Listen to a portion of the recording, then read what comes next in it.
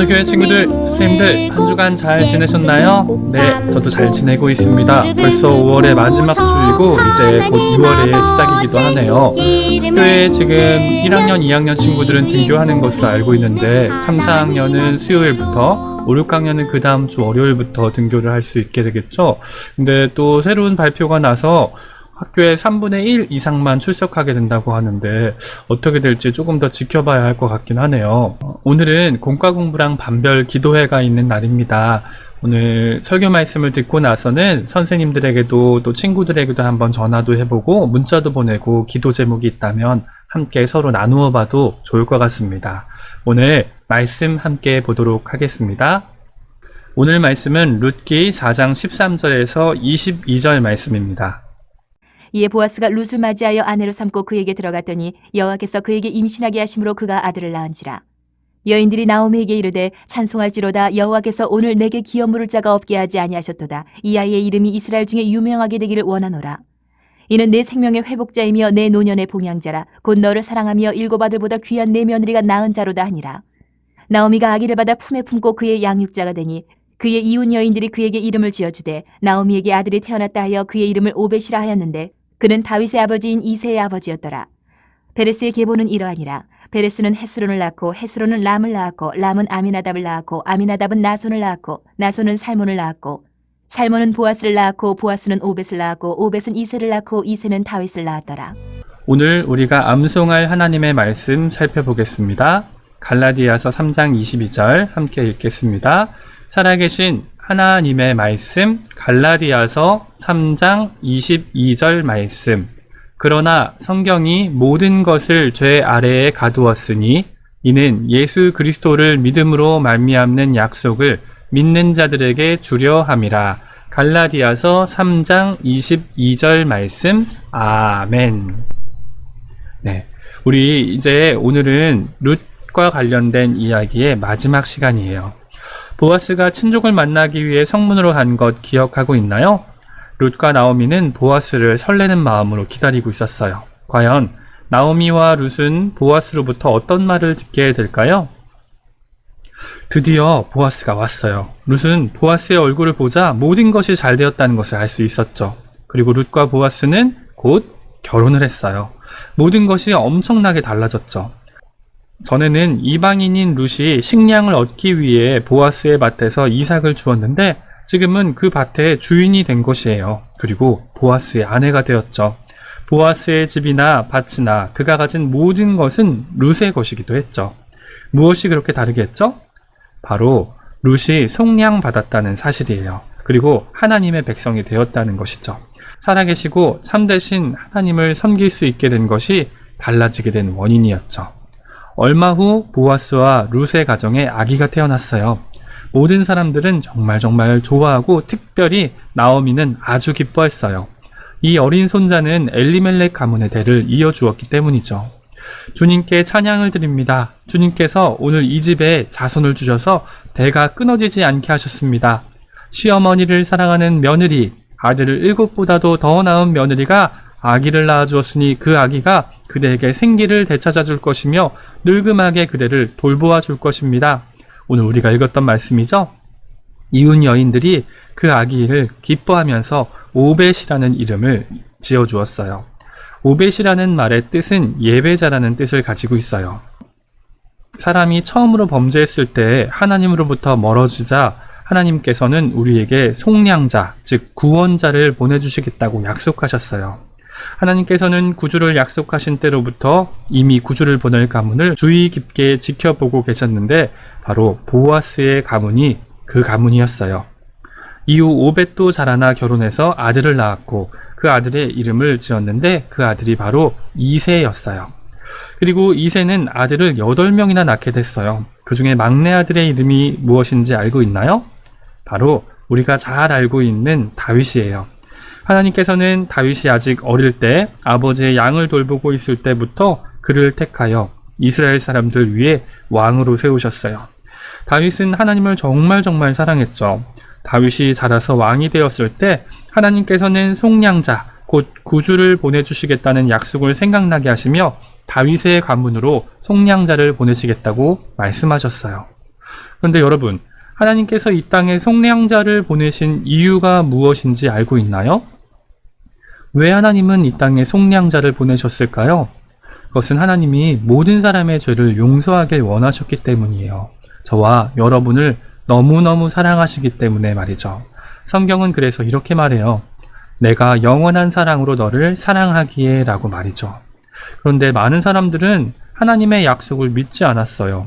예수님이 구주가 되어서 오실 거라는 그 속량자의 약속을 기대하지도 않았죠. 그리고 다윗이 죽고 난 뒤에는 아주 몇몇 사람들만 속량자를 믿고 기다리며 찾고 있었어요. 그리고 수백 년이 지났어요. 하나님을 믿고 구주가 오실 것을 기다리는 시므온이라는 사람이 있었어요. 그는 의롭고 경건한 사람이었기 때문에 하나님께서는 시므온에게 죽기 전에 구주를 볼 것이라는 특별한 약속을 허락하셨어요. 그래서 시므온은 너무너무 늙었지만 여전히 속량자를 기다리고 있었어요. 어느 날 예전에 룻과 보아스가 살았던 바로 그 베들레헴 성에 아주 특별한 아기가 태어났어요. 이 아기는 이제까지 태어났던 수많은 아기들과는 달랐어요. 하늘나라에서 하나님 아버지와 항상 살고 계셨던 하나님의 아들 주 예수 그리스도이시기 때문이에요. 하나님께서 우리를 그토록 사랑하셨기 때문에 자기의 사랑하는 아들을 우리의 속량자로 보내신 거예요. 우리의 속량자가 되기 위해서 주님은 우리의 친족이 되셔야 했죠. 그래서 우리와 같은 사람의 모습으로 태어나셨어요. 예수님이 세상에 오셨을 때는 우리와 똑같은 아기의 모습으로 태어나신 거예요. 하나님께서 마리아를 택하여 아기 예수님의 어머니가 되게 하셨어요. 그리고 마리아의 남편 요셉은 바로 우리가 그동안 살펴봤던 다윗 가문이었어요. 주님이 이 세상에 계시는 동안 주님의 가족이 될 다윗 가문의 요셉의 아들로 예수님이 태어나게 하신 것이죠. 예수님이 태어나시기 전에 하나님은 마리에게 말씀하셨어요. 그가 큰 자가 되고 지극히 높으신 이의 아들이라 일컬어질 것이요. 주 하나님께서 그 조상 다윗의 왕위를 그에게 주시리니 라고 말이죠. 그리고 시므온 앞에 그 아기가 이르렀을 때 시므온은 한 번에 그 아기가 속량자 되신 예수님이라는 사실을 알게 됐어요. 그리고 시므온은 그 아기를 부품에 안고 이렇게 이야기했어요. 주제여, 이제는 말씀하신 대로 종을 평안히 놓아주시는도다. 내 눈이 주의 구원을 보았사오니 라고 이야기했죠. 비록 주 예수님이 우리의 친족, 즉 인간의 모습으로 이 땅에 오셨지만 우리와는 한 가지 다른 사실이 있어요. 여러분, 그게 무엇인지 아나요? 네, 아는 친구들도 있죠? 바로 예수님은 우리와 달리 죄가 하나도 없으시다는 거예요. 그렇기 때문에 예수님만이 우리의 구원자가 되실 수 있는 것이죠. 예수님이 어른이 되셨을 때 사람들은 예수님의 가르침을 듣기도 했지만 많은 사람들은 믿으려 하지 않았어요. 예수님께서는 자신이 이 땅의 모든 사람의 죄를 대속하기 위해 오셨다고 말씀하려고 힘쓰셨어요. 그런데 사람들은 자신들이 지은 죄에 대해 말하는 것을 들으려 하지 않았어요. 사실 오늘날도 많은 사람들은 자기가 죄인이라는 것을 쉽게 인정하지 않아요. 그런데 우리는 인정해야 해요. 우리가 태어날 때부터 죄를 짓고 싶은 마음을 가지고 태어났다는 사실을 말이죠. 성경은 기록된 바 의인은 없나니 하나도 없다라고 이야기해요. 친구의 시험지를 몰래 훔쳐보는 것, 부모님을 거짓말로 속이는 것만 죄는 아니에요. 우리의 생각과 말과 행동 모든 것이 반드시 벌을 받아야 하는 죄라는 것이죠. 결국 사람들은 예수님을 구세주로 인정하지 않고 예수님을 죽이려고 했어요. 이들은 주 예수님을 마치 죄인인 것처럼 십자가에 못 박았어요. 한 번도 잘못한 적이 없는 예수님을 우리의 죄를 위해서 십자가에 못 박히셔서 자신의 생명을 바쳐주신 것이에요. 십자가 위에서 예수님께서는 우리가 받을 죄에 대해서 대신 벌을 받으시며 이렇게 말씀하셨어요. 다 이루었다 라고 말이죠. 예수님이 세상에 오셔서 하려고 하셨던 일을 다 하셨다는 뜻이에요. 예수님을 따르는 사람들은 예수님의 몸을 십자가에 내려 무덤에 옮겼어요. 그리고 커다란 돌을 굴려 막았죠. 하지만 3일째 되던 날 아침 예수님의 제자들은 무덤에 찾아왔을 때 무덤이 텅 빈 사실을 발견했어요. 예수님은 부활하신 거예요. 그리고 다시 살아나셔서 제자들 앞에 나타나셨어요. 예수님께서는 제자들과 함께 이야기하시고 얼마 지나지 않아서 공중으로 곧장 올라가셨어요. 예수님이 하늘로 올라가시는 모습을 제자들이 멍하니 보고 있을 때 천사가 와서 제자들에게 이야기했죠. 갈릴리 사람들아, 어찌하여 서서 하늘을 쳐다보고 있느냐?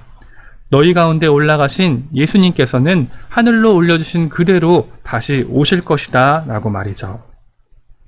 사람들은 너무 쉽게 잊어버려요. 그런데 예수님께서는 죽으시기 이전에 자기가 하늘로 올라갔다가 다시 오실 것을 이미 말씀하셨어요. 그리고 저와 여러분들에게도 말씀하셨죠. 다시 오신다고 말이죠.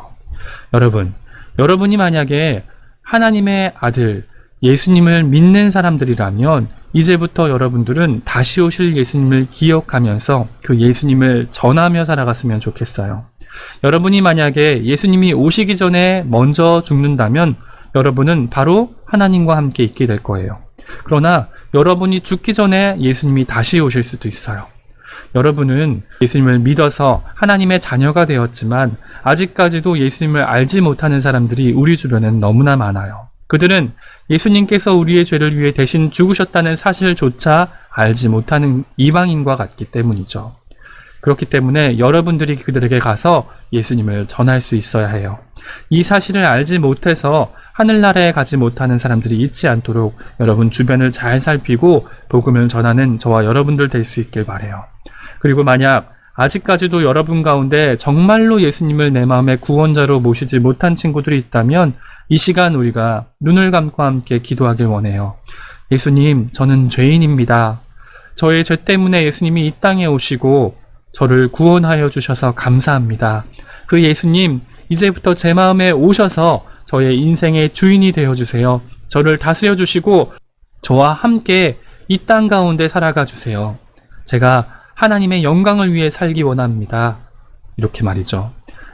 여러분, 아직 예수님을 알지 못했던 친구들은 먼저 예수님을 꼭 알고 믿고 깨닫길 원하고, 예수님을 이미 믿고 있는 친구들은 그 예수님을 전하는 우리 초등부 친구들, 선생님들 될 수 있기를 간절히 소망합니다. 두 손을 모으고 눈을 감고 함께 기도하겠습니다. 사랑하는 하나님 아버지, 감사합니다. 오늘 룻과 보아스의 이야기 마지막 말씀까지 잘 살펴보았습니다. 보아스가 룻을 속량하기 위하여서 했던 것 뿐만 아니라 예수님께서 모든 인간의 죄를 속량하기 위해 십자가를 지시고 우리의 죄를 구원하신 사실을 살펴보았습니다. 아버지, 우리가 이 사실을 머리로만 이해하는 것이 아니라 우리의 온 몸과 마음으로 깨달아서 그 예수님을 나의 구원자로 영접하며 살게 하여 주시옵소서. 뿐만 아니라 그 예수님을 알지 못해서 구원받지 못하는 사람들이 우리 주변에 있다면 그들에게 예수님을 전할 수 있도록 지혜와 용기를 허락하여 주시옵소서. 우리 초등부 가운데 함께 하시며 한 주간의 삶 가운데 동행하시고 우리 초등부를 통하여 영광 받아 주시옵소서. 감사드립니다. 예수님의 이름으로 기도합니다. 아멘.